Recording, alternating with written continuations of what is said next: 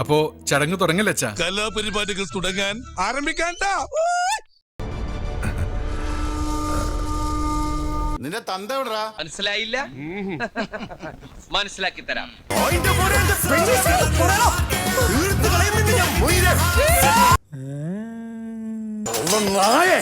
ഒളിച്ചിക്കാതെ പുറത്തു പോടാ അമ്മായി.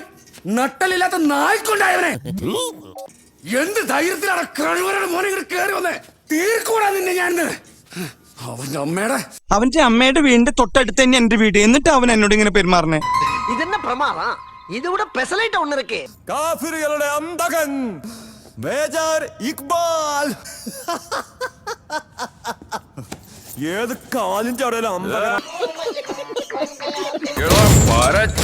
നീ ഇന്ത്യൻ ഏജന്റ് അല്ലേ?